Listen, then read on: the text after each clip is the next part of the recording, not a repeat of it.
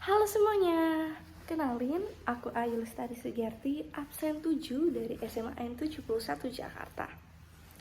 Di video ini aku kira-kira ngapain ya? Seperti di judul, di sini aku mau ngejelasin dan ngenalin ke kalian apa itu teks biografi, terus juga tokoh penting di Indonesia, yaitu Teguh Umar. Aku mau ngasih tahu ke kalian siapa sih itu Teguh Umar. Terus jasa dia tuh di Indonesia apa sih? Tapi sebelum itu, biar lebih seru, aku mau ajak kalian untuk nonton vlog aku dulu. Oke? Nonton yuk!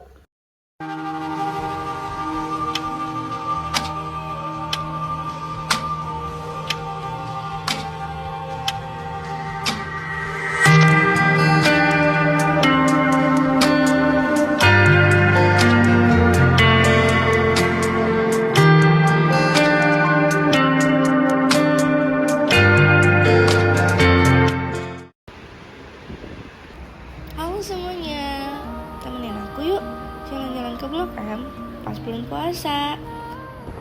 Di sini aku berangkat dari LRT Jadi Bening. Bagus banget ya pemandangannya. Aku lewatin patung Pancoran nih. Nah, di sini aku udah nyampe di MRT, guys. Aku sama temen aku. Yeay. Di sini sepi banget. Kayak gak ada orang. Biasanya tuh rame. Dan kayak di lift aja harus ngantri karena rame banget. Di jalan juga sepi banget. Biasanya kayak macet. Terus rame banget, apalagi Sabtu. Di Blok M, aku mau ke Pujasera, mau lihat buku-buku yang ada di sana. Katanya buku-buku di sana itu banyak banget. Dan bukunya itu rata-rata buku-buku tua. Kayak cetakan pertama gitu. Tapi aku mau makan dulu di Obi Hironic Udon. Jalannya sepi banget ya. Sepi banget. Aku tadinya tuh mau makan di sini. Dia tuh ramen, tapi kayak dari Jepang gitu, guys. Jadi resep asli Jepang.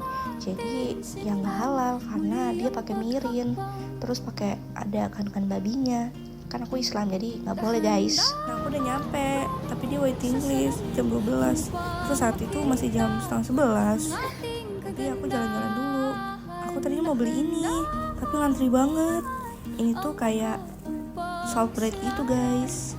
Sedih deh, padahal aku pengen banget nyoba. Aku kira bakal sepi karena bulan puasa, tapi ternyata rame.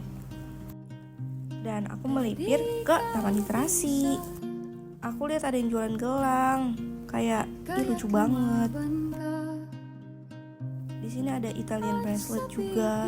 Ini tuh lagi rame banget dan lucu-lucu tuh, ada emas-emasnya gitu gantungan. Ini juga ada cincin-cincin, terus gelang-gelangan gitu, banyak banget, kalung juga. Aku tergoda jadi aku beli deh.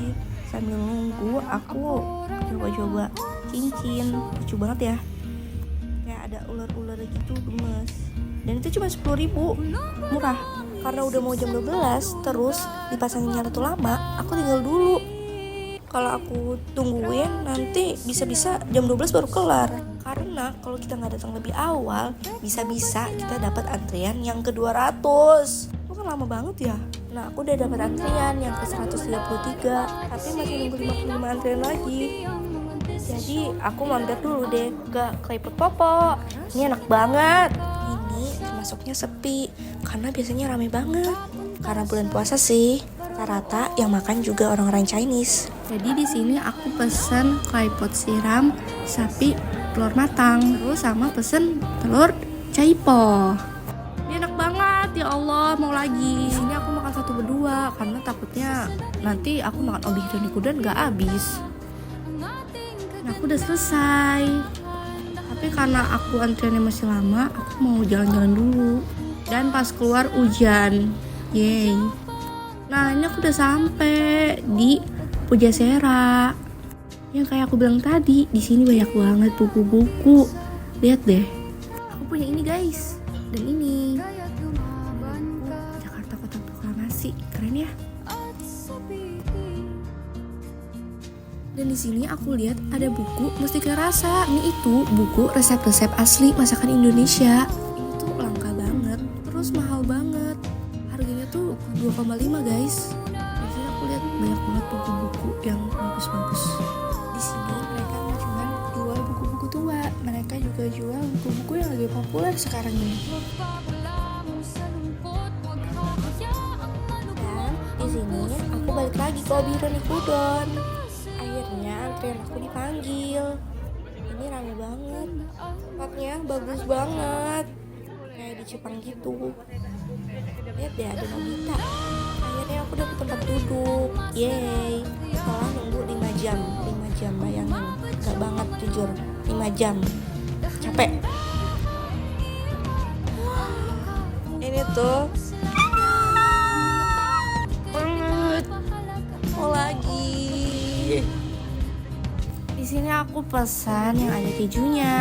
Dan aku udah selesai makan. Antriannya rame banget. Dan ini di jam 4:30. Dan aku udah selesai. Yeay, ini enak banget. Serius, enak banget.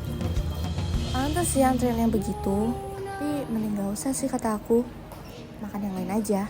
Ini aku udah mau pulang. Di MRT ini rame banget. Gak kayak pas aku berangkat. Ini gak tahu tiba-tiba kartu aku gak bisa.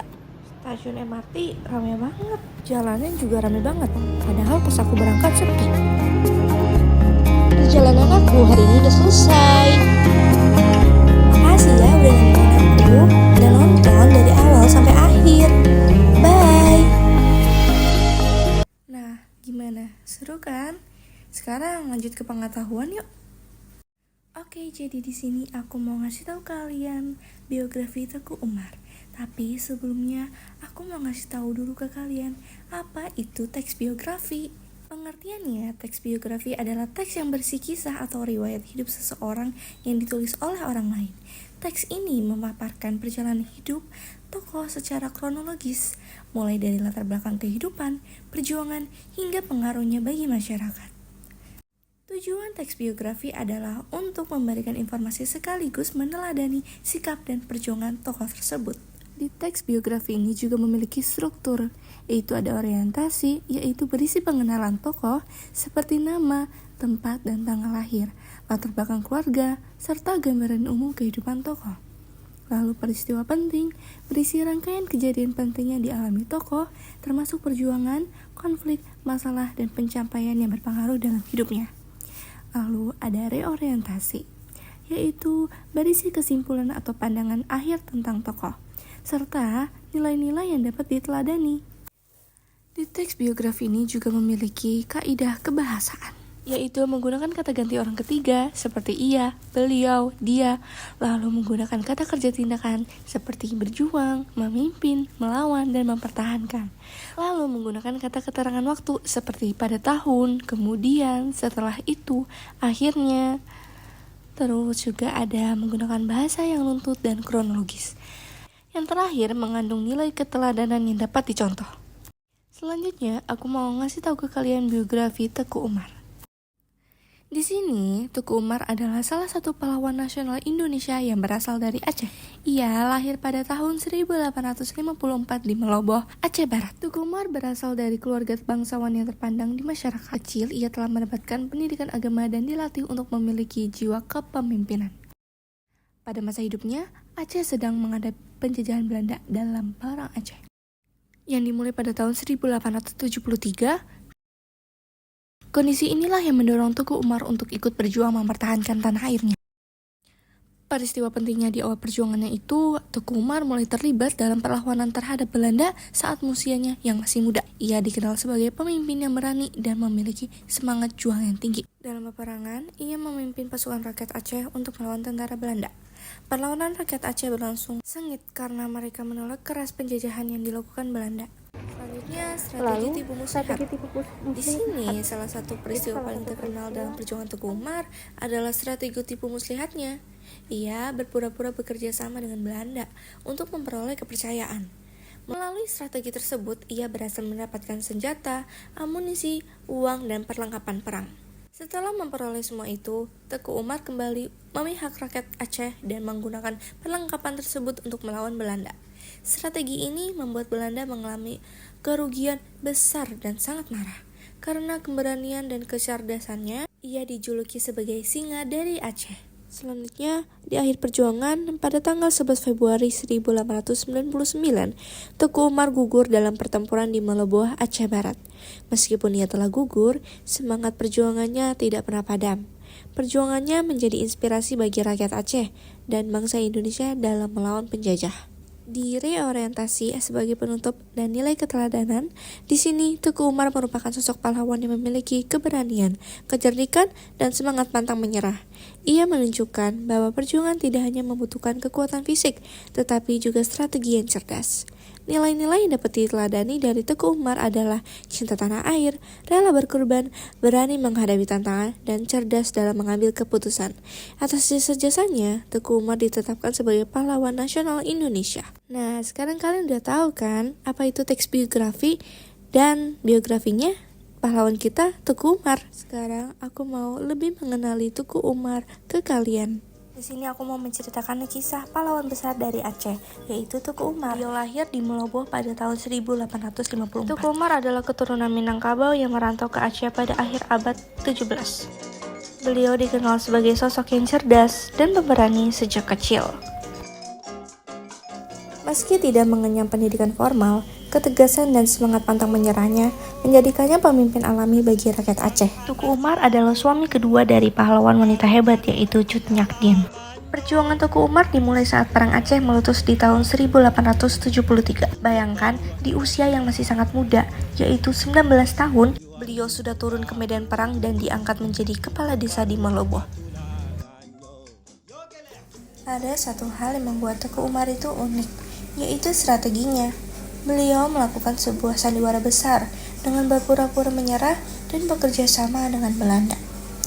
Tujuannya hanya satu, mempelajari taktik musuh dan mengumpulkan senjata serta perlengkapan perang sebanyak-banyaknya untuk memperkuat pasukan Aceh. Namun Belanda dapat tetap mempercayai Teku Umar. Langkah Teku Umar ini sempat memicu kemarahan rakyat Aceh. Bahkan istrinya sendiri, Cut Nyak Dien, merasa dikhianati. Namun di balik semua itu, beliau sedang menjalankan misi rahasia yang sangat beresiko dan membuat Cut Nyak Dien sadar bahwa suaminya telah bersandiwara di hadapan Belanda untuk mendapatkan keuntungan demi perjuangan Aceh. Tanpa sepengetahuan Belanda, gaji yang beliau terima justru disalurkan secara diam-diam untuk membiayai perlawanan para pejuang. Hingga akhirnya pada 30 Maret 1896, Teku Umar melancarkan aksi yang mengejutkan. Beliau keluar dari dinas militer Belanda dan membawa lari seluruh pasukannya beserta 800 pucuk senjata, puluhan ribu butir peluru, ratusan kilo amunisi, dan belasan ribu dolar. Aksi berani ini membuat pihak Belanda gempar. Akibat kegagalan tersebut, Gubernur Dijkhoff digantikan oleh Jenderal Vetter. Pihak Belanda sempat mengeluarkan ultimatum agar Teku Umar menyerahkan kembali semua senjatanya. Namun beliau justru mengajak para ule balang untuk bersatu memerangi Belanda. Sejak tahun 1896, seluruh komando perang Aceh berada di bawah satu pimpinan tunggal yaitu Teku Umar. Beliau juga dibantu istrinya Cut Nyak Dien serta Panglima Panglaut dan dukungan besar dari tokoh-tokoh kuat yaitu Teku Panglima Polem.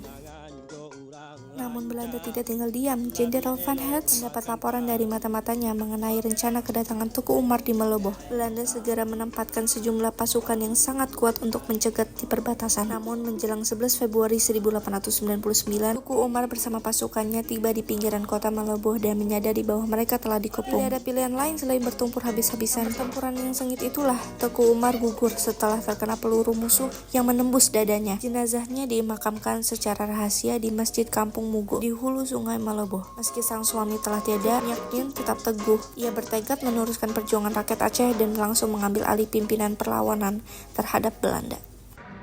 Cukup sudah materi biografi Teku Umar yang dapat saya sampaikan. Pembacaan PowerPoint mengenai biografi, kemudian vlog dari saya. Kurang lebihnya mohon maaf. Terima kasih sudah menyaksikan. Bye.